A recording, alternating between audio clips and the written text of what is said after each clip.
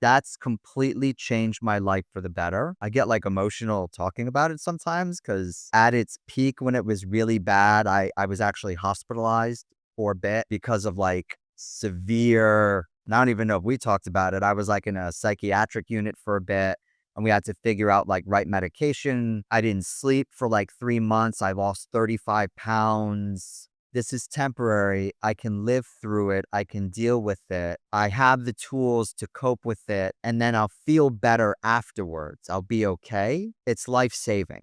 I'm a preventionist. I want to prevent suicidal ideation and action. I want to prevent drug addiction and dropout. I want to prevent severe depression and dependency on healthy relationships. If I can prevent those things, I've done my job.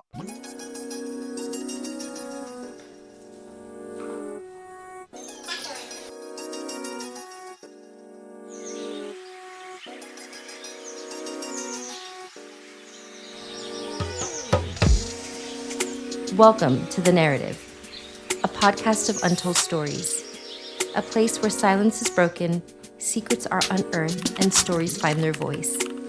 I'm Dr. Crystal Ann England, therapist, storyteller, and your guide for healing through truth. From intergenerational wisdom to identity, race, purpose, and power, this is a sacred space for the stories we were never taught to tell, but always needed to hear. Because healing begins when our stories are spoken. Welcome to the narrative of Untold Stories. Today, I am so excited. I am sitting down talking to my dear old friend, David Kraske. Dave, would you like to introduce yourself? Tell the people, who are you? Sure. So, my name's Dave.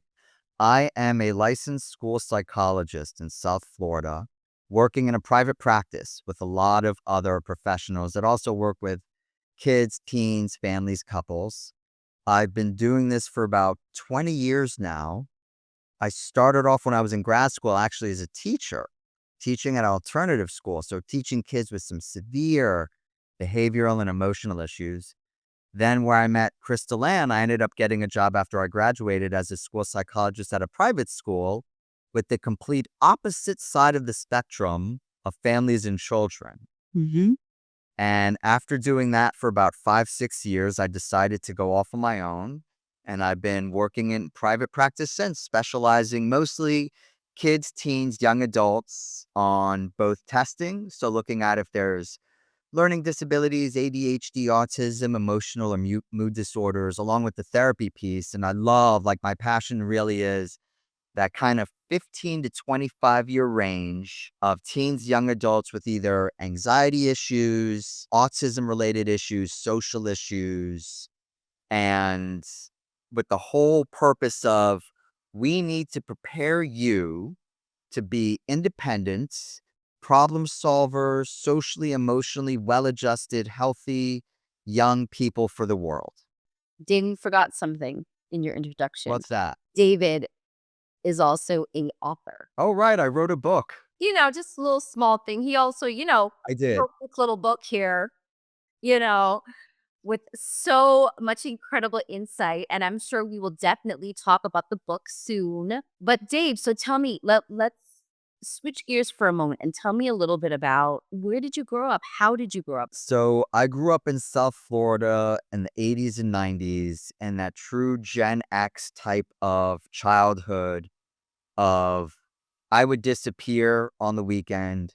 My parents wouldn't know where I was. I'm coming back late at night. Got my bicycle at age 8 and I was gone. And I think my own family, because their parents were a little more hovering, they purposefully stepped back a lot. They saw my grades were good and I showed up every night with no major injuries or the cops not escorting me to the door. So they figured, all right, he's got this figured out. So I was on my own. Right. Like I figured out everything through trial and error, whether it was staying up late to do homework because I waited last minute, or biking too far away and realizing like, oh my God, I have to like bike back home. That's gonna take me hours. A very social experience. So always with friends, whether it was playing sports outside, playing in the streets, sleepovers. So my history or my background was very independent. From an early age, I was doing it all on my own. I don't know when I meet these kids are like, "Oh, my parents helped me pick colleges." I'm like, "What do you mean? Like they helped you?" So I had to do all that and visit colleges on my own, apply to colleges, apply for student loans, even all the way back to like if I was going on road trips, I had to have an atlas and kind of map out where I was going, figure out how to pay bills, how to get the best deals on things, how to interview, how to get jobs. So my overcorrection, and then I grew up, I found out later on with a pretty significant anxiety disorder.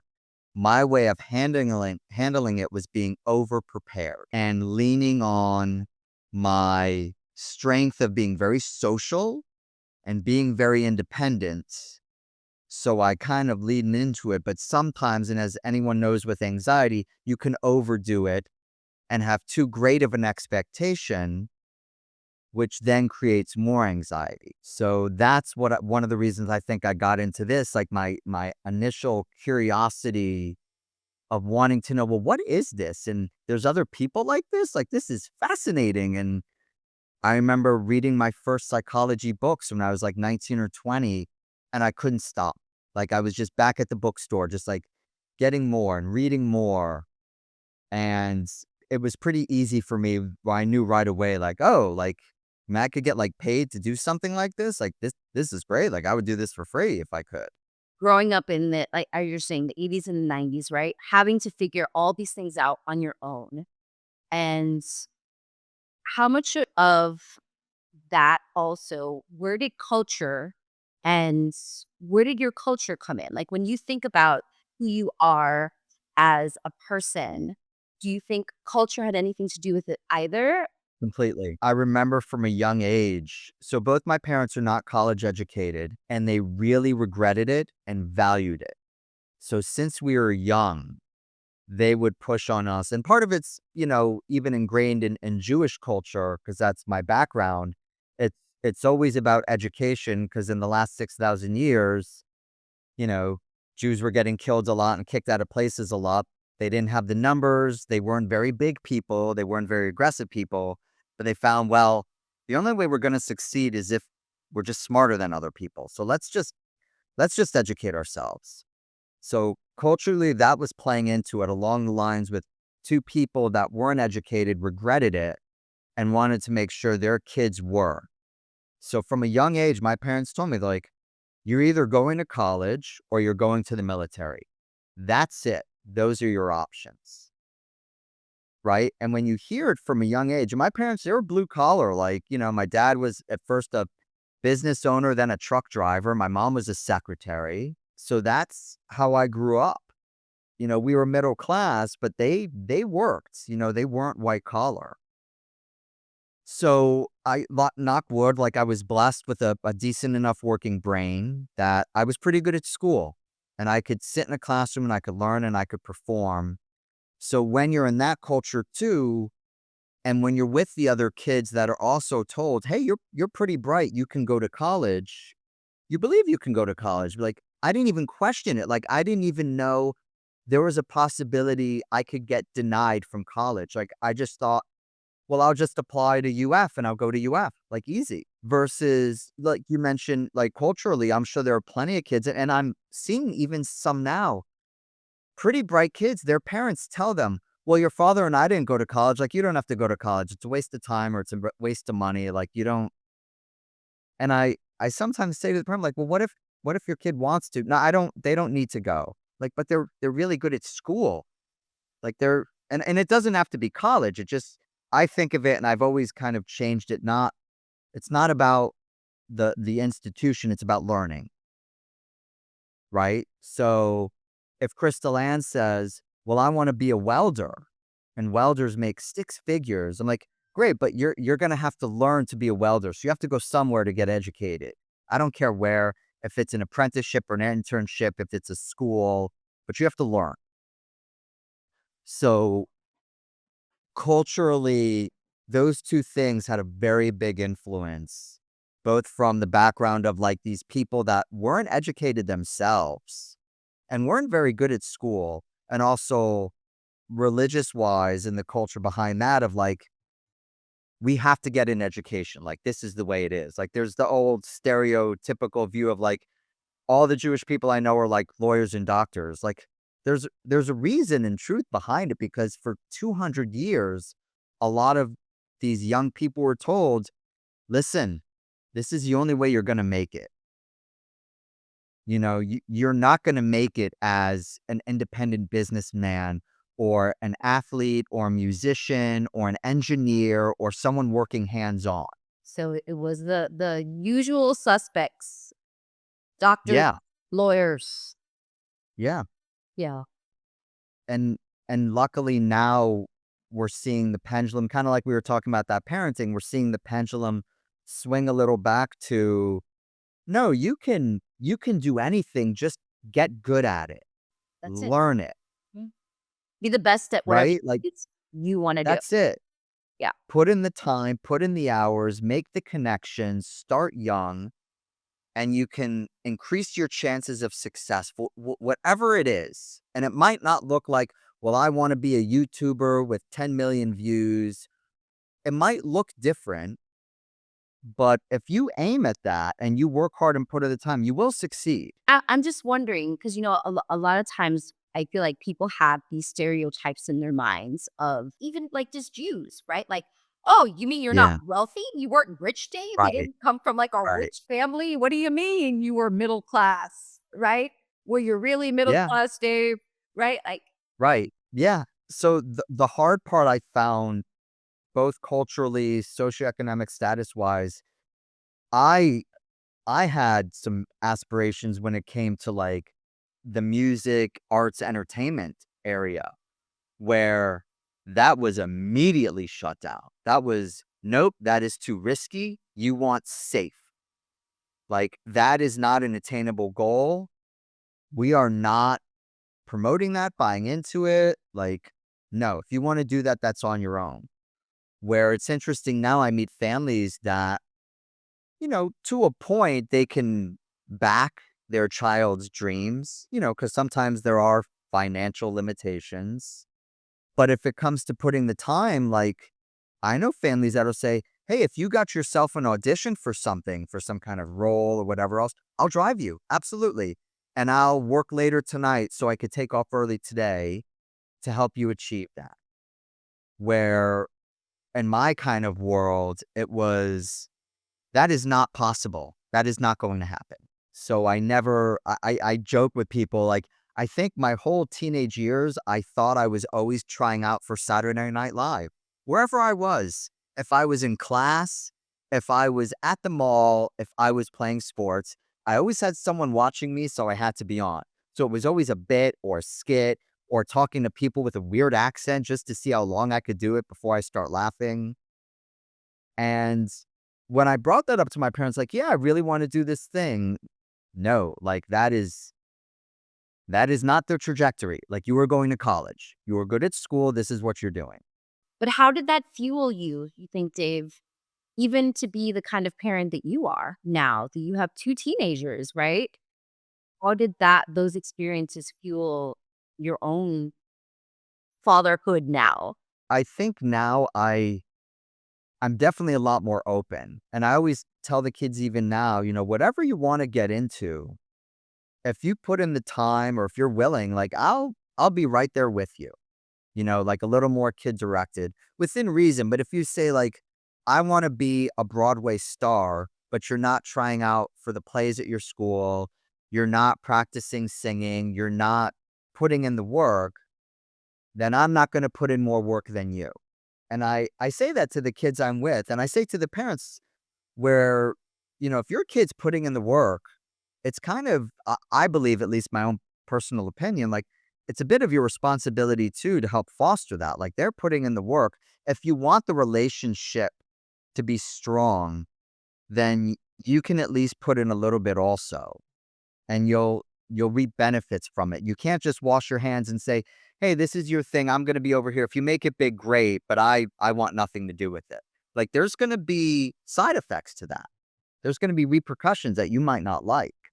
Did your parents ever come back around after Dave now seeing the kind of parent that you are to your kids and say, sorry that we didn't do these things or allow these things, right? Or Yeah, foster these things? yeah. And I ask sometimes, and what happens a lot, and I think us adults now forget that our parents, when they were adults, were also just trying to figure it out.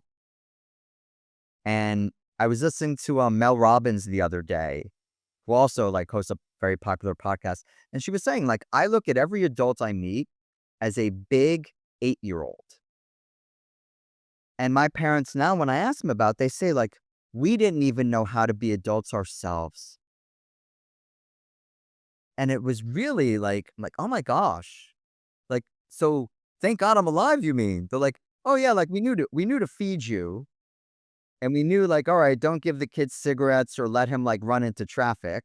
But there was a lot of just them kind of trying to figure it out. And I think us adults now forget that and forget with ourselves sometimes and give ourselves grace that we're also trying to do better and figure it out. There is no perfect, if I do this, it'll absolutely lead to this result. But I know for me, it definitely helped to understand their point of view was they could barely take care of themselves and each other, which is another reason why they were very hands off. They kind of looked at it as, oh, he's got it figured out. Even though he's like a kid, we're going to leave him alone. So it helped me understand that's why they were very hands off. They were too afraid of overstepping and hovering too much, which their own families did. So they overcorrected themselves and went the other way. And now they realize like, yeah, we probably should have been more involved. And that's where luckily my wife and I think have found a very nice balance of we want you to have your own lives, like to our children, but we also want to like make sure that our family itself is healthy and we have enough communication and time together and openness that it's all being as kind of as best as it can be. But Dave, how do you do that in like a best practice way, in a really tangible way for maybe moms and dads out there who are listening? How do you try your best not to overcorrect, right? So if you come from a family where your mom was a helicopter mom or where Annabelle called it like a scuba mom, right? Or we can be all the things. How do you make mindful or intentional choices to be the kind of parent that kind of walks the middle path? How do you do that? I think a few parts that are easier start with communication because the older the child is, the more they're able to really verbalize and understand. And asking directly, like, hey, am I asking you to do things too much? Like me just coming into your room every hour while you're on the phone with your friends? Like, is that overstepping? Or does it bother you that I keep asking you to like come get your nails done with me or like let's hang out and watch something? And then asking them like, well, what is it you need from me? Like what do you like to and they might say like, I just like, like I like talking before bed. That's like our time. I've heard a lot of teens say that, where like, well, I'm not distracted with homework and I'm done talking to my friends and I'm not trying to get ready in the morning and I'm not doing all these other things.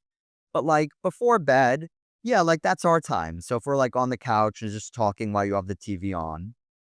So I think that communication piece is, and you could start as young as you want. And just as if you're using age appropriate language, kids will understand and they'll be open and honest and share with you. And also reading the cues. If you keep pushing yourself on your kid and their voice tone keeps getting more irritable, that's telling you something. You need to back off a little. Like you're about to cause a fight because you just keep intruding and it's not working. And it's hard. And I get it as the parent, like, don't talk to me that way. I'm the adult. Like, give me your phone. That's usually the kind of how the interaction goes versus teaching also the kids to say, listen, I'm not in the mood right now. Like I had a really bad day or whatever. Like I just want to watch my show. Like I just want to watch a few episodes or I just want to like do my work with music on. So again, back to that communication piece, back to reading the cues where it's kind of child focused and recognizing. So if seeing your kid is hanging around you a lot but not talking to you, they probably want to be around you. They're looking for that connection, right? Back to that Right? peak. Like, Yeah. even if they just it's funny, I've seen it with families where, yeah, I went into my room to do my to go on my Zoom call, and my kid, like, just came up in the room, and he's, like, laying on the floor doing homework. I'm like, "Why are you in here?" I'm like, "You want like, why do you think he's in there?" And being able later to kind of point out, be like, "Hey, later, when you came in the room, like, did you just wanna hang out with me?"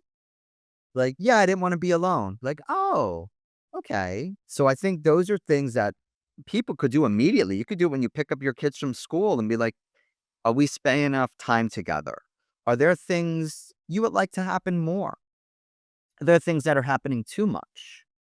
Are there things we need to do together? Are there things you need to do alone?" Kinda like we were talking earlier about, like, self-care and that self-compassion and dynamics, right? Like, you've probably done more in the dynamics world of looking at the different relationships. You have to foster each one, right? Like, you have the son mother and the son father, and then the son mother father, and then the mother daughter, and like all these different kind of relationships that you need to foster and make sure are healthy and getting what they need. And I draw it on a whiteboard for the kids. And it helps a lot when it's visual and it's concrete, where we could say, well, it looks like you and dad are not really connecting. And I was doing this last night with a teenage girl I'm working with who's dealing with some depressive symptoms. And she said, like, yeah, I wish my dad like took more of an interest. Like every time my sister calls him from college, he sounds so happy. And he just talks about her the rest of the day. But when I talk to him, he's like distracted and it's like I'm bothering him. I'm like, oh, does dad know this? Kind of. I'm like, I think we need to work on this. This obviously is bothering you. This needs to be taken care of. You and mom are great. You guys talk 8 times during the day through texting and calling and, sometimes it's fighting, but most of the time it's not. And that's good. Like that's healthy for you guys, but we have to work on this. So as the parents, I'm going to meet with the parents and be like, "Hey, this is what your daughter is telling me, and this is what you can do." And it might take a little work, and it's hard. I know as parents, we get a little defensive, like, "Oh, that's not true," like, blah, blah, blah. Like, this is how she's feeling. This is what she's saying. And it's okay to then apologize, be like, "Listen, I didn't realize I was doing this, or I thought I was doing this thing enough that you needed. I guess I'm not. So I'm going to work on it too."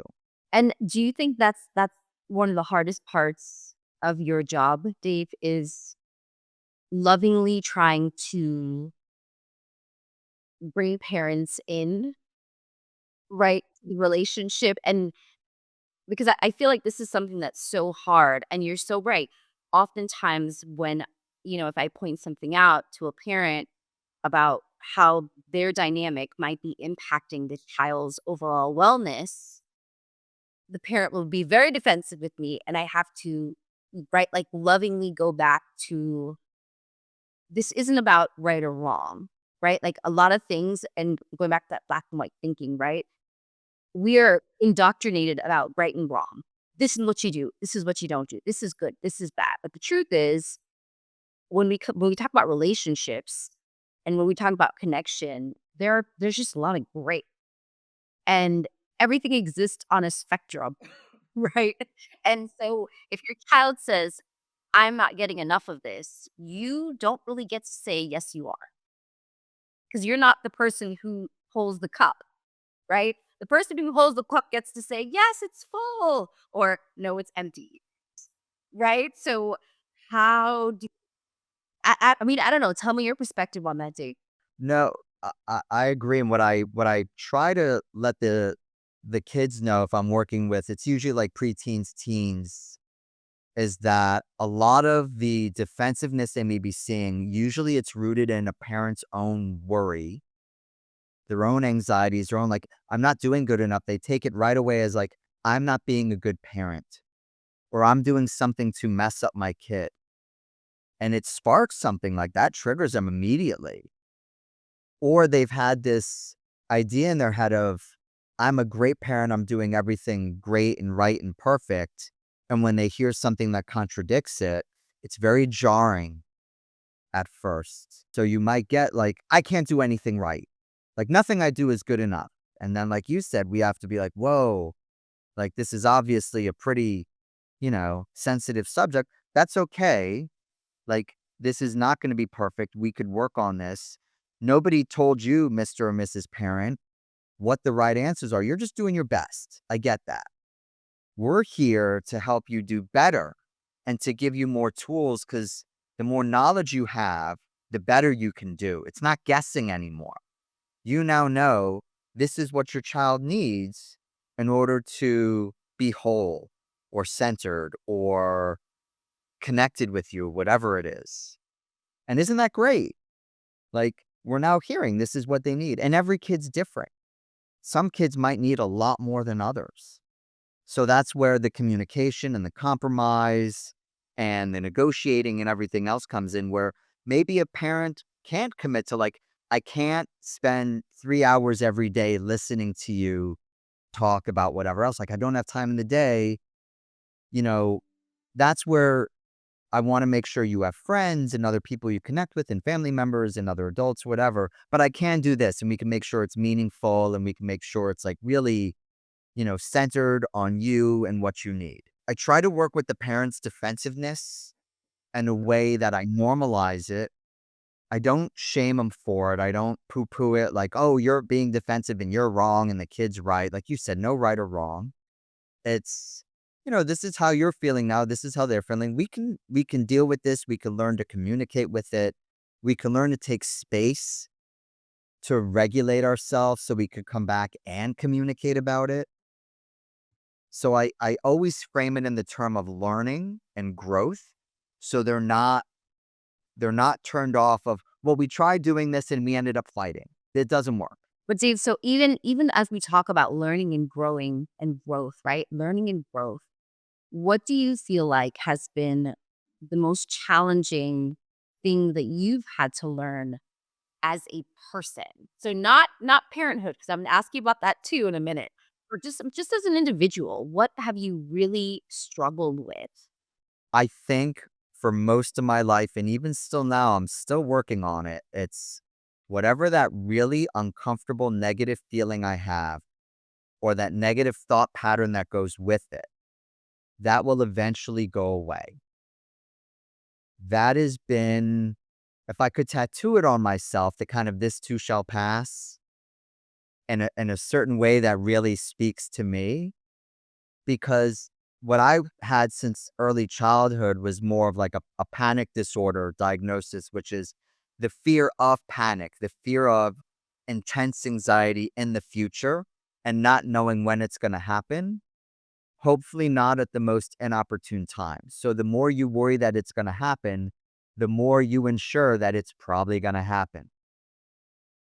So, and psychology speak in the therapy world, they talk about like panic and severe anxiety of riding the wave instead of trying to stop it and knowing like, well, I can breathe through this and I can live through this. And at worst, it's going to be 10, 20 minutes of some pretty uncomfortable feelings, but it'll go away.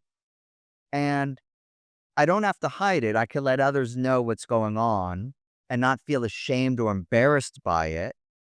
And I don't have to miss out on the things I want to do in my life because of it. I might just kind of have to keep it around with me, kind of like the annoying roommate or neighbor that once in a while pops in. I'm like, oh my gosh, here he is. All right, like he's going to talk and be a little annoying for a little bit, but we'll just listen to him and be like, all right, buddy, like we'll see you later. And he's eventually going to leave. That for me that's completely changed my life for the better. I get like emotional talking about it sometimes because at its peak when it was really bad, I was actually hospitalized for a bit because of like severe, and I don't even know if we talked about it. I was like in a psychiatric unit for a bit and we had to figure out like right medication.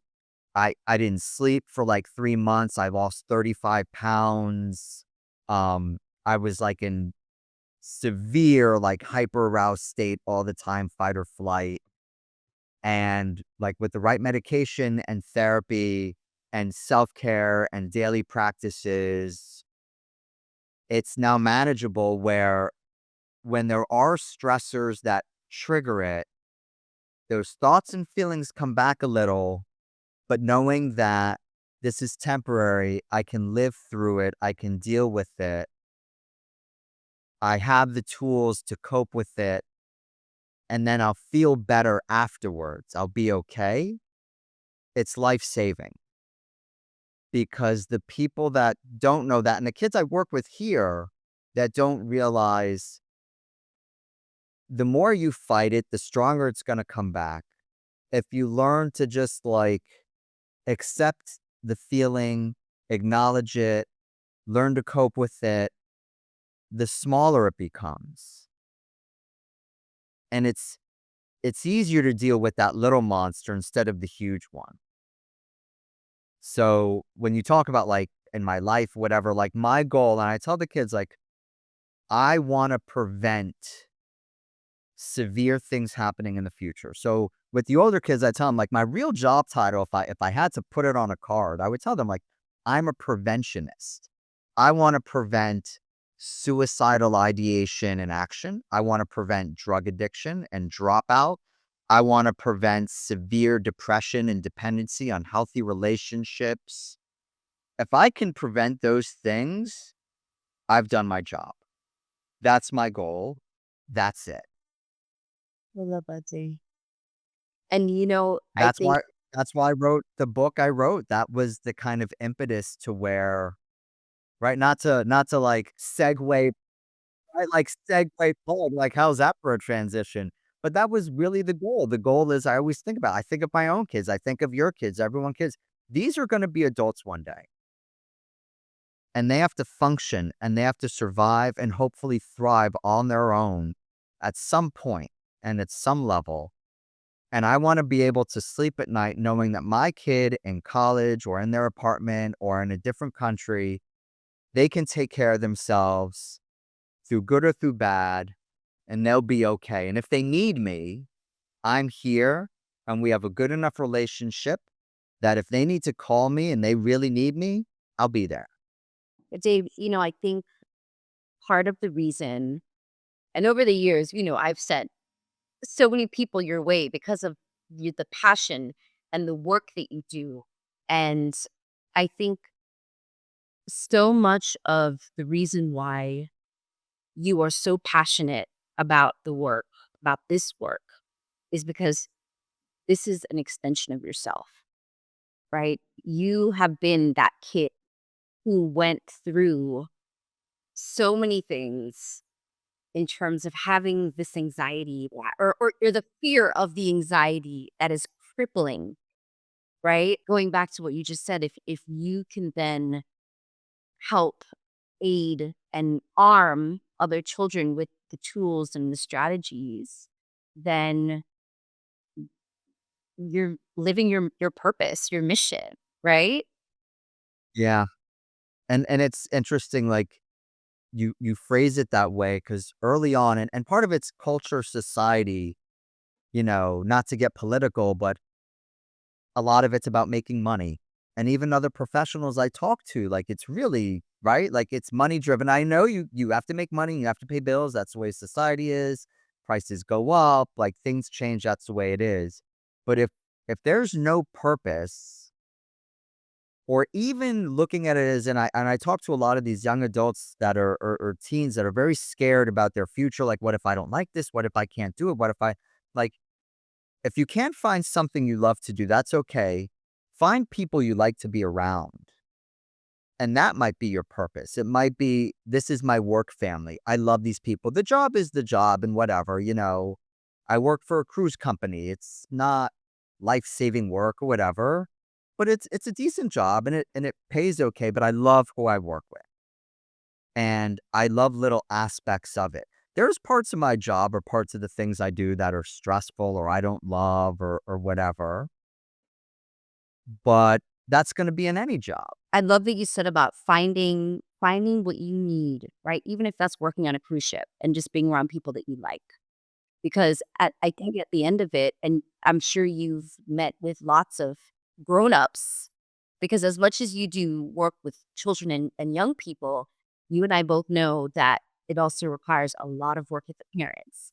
And we've seen what can happen when you are in a job that you hate, when this job is sucking your soul, right? You are not going to show up as the best parent. You're not going to show up as the best human or person. So, one of the things that is, I think, is so important, which is what you've done, is you have used some of the things that have created so much turmoil in your own life actually to like help catapult you into your own success of finding your own lane and helping kids and young people because of the very things that you're passionate about because you've lived this. So it's one thing, it's like having an oncologist who has never had cancer. I'm sure they're great. They've studied.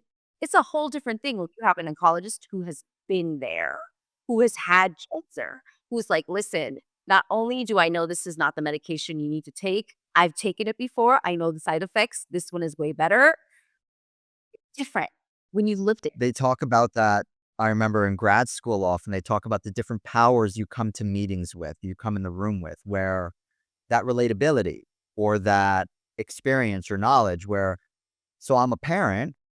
So yeah, I could talk to you as a parent. I've been there as a parent.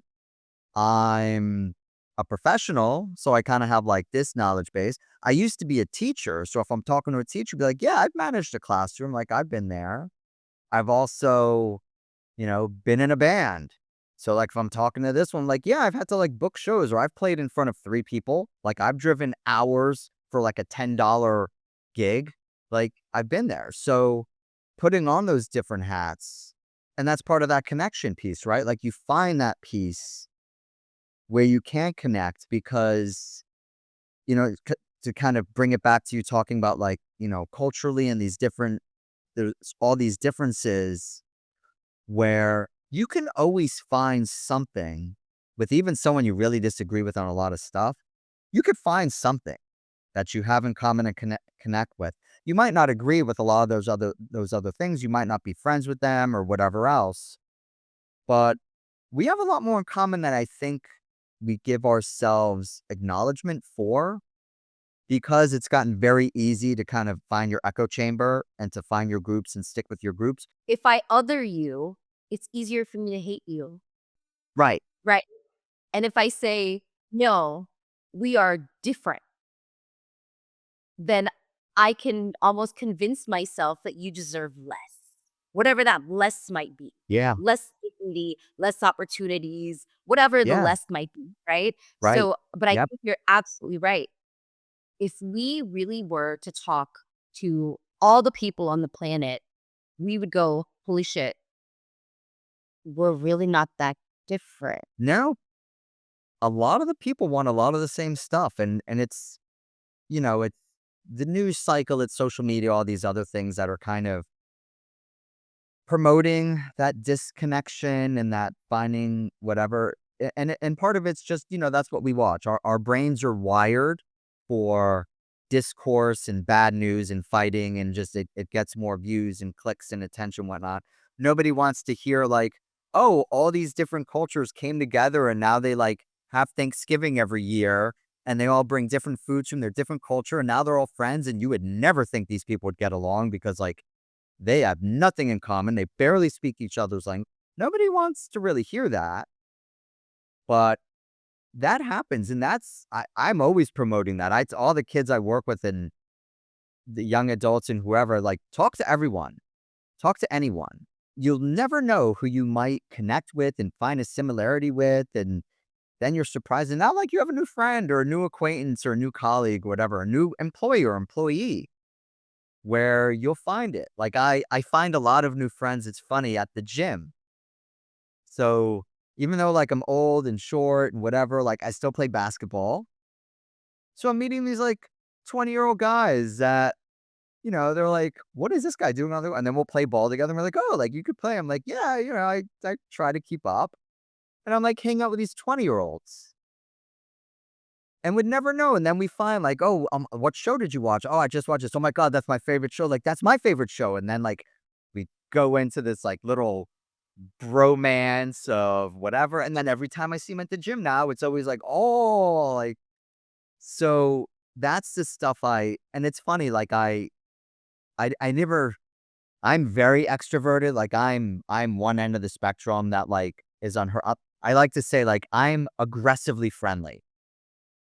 Like, it's a bit much. Like, you can ask Eliana, my daughter, who you know, like, for her even, she's like, You need to, like, rein it in, man."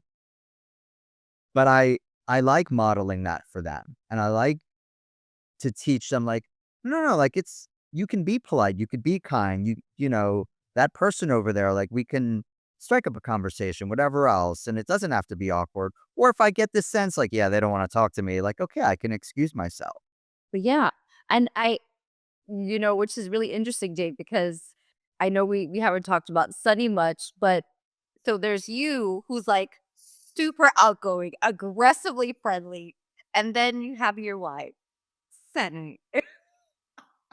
Yeah. And how would you describe Sunny? She always says she's kind, but she's not friendly, It's a great description, actually. right? Like, she always tells people, they'll say, like, "Oh, you're so nice." She's like, "I'm not nice. I'm kind. I'm giving. Yeah, I will do kind things for you, it's true. but I am not this extroverted, friendly, I'm your best friend, and within 5 minutes, I'm giving a hug and a kiss goodbye." So we balance each other, and we'll kind of joke. She likes when I get to do these things because this fills something in me. Like, I need this connection and the conversing, whatever, so I don't go home and talk to her. So she knows when she comes home and I'm just like chatting her ear off. She's like, "You haven't talked to anyone today, have you?" I'm like, "No, no, I've been like writing all day." She's like, "You need to like find someone else to talk. Go talk to your son." Like, okay.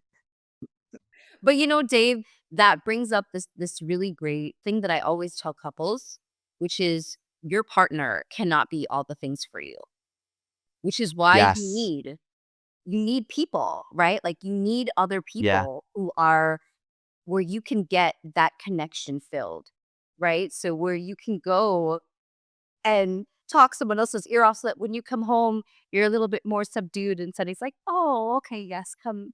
I love that message so much of your partner can't be everything for you, and it's not fair to expect that, and I love that message for kids to learn. Your parents. You can't have one friend, your best friend can't be everything for you, and, like, it's not fair, and when you have a partner, roommate, whatever else, boyfriend, girlfriend, husband, wife, and other, don't expect that. That leads to codependency, like, and I've seen that play out in my own family, and that does not work.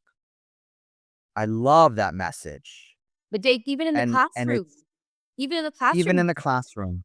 it's a very Yeah, unhealthy dynamic, right?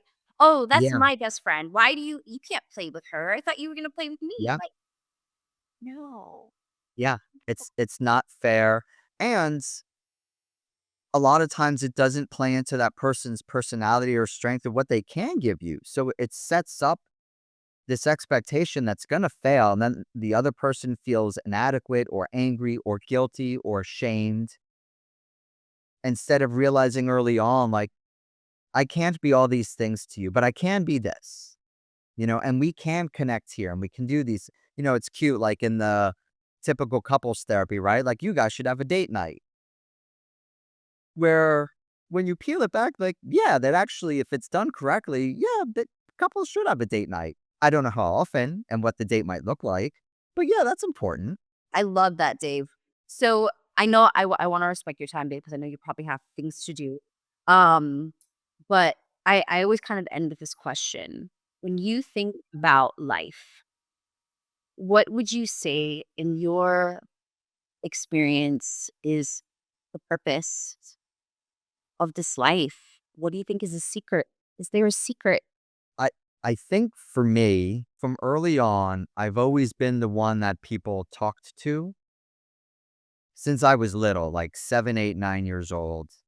So I think for me, it was about that connection. That was for me, like, that's my religion, so to speak. That's one of the things I like about it's interesting, it's my son's bar mitzvah, tomorrow and Saturday, and, it's all the temple and family together, this whole big thing, and what I look most forward to it's the connecting. It's the, "Oh, we all get to be together and I get to, like, see all my relatives and all these friends," and, like, that to me is so fulfilling. It's not the religious aspect, and it's not these other kinds of things, or as much as I love seeing, like, my son with his friends and have fun, and it's great, even though, like, he's doing that all the time anyway, it's been more of that, and I love that what I get to do for a living allows me to connect with new people.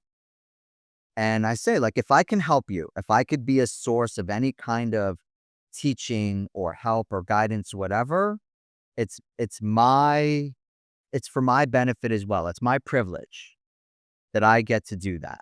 And I thank the parents. And I thank the kids. I'm like, thank you for like trusting me. Like, it's a lot of trust to open up like that, or to bring your kid and be like, yeah, like, don't F him up. Like, here he is.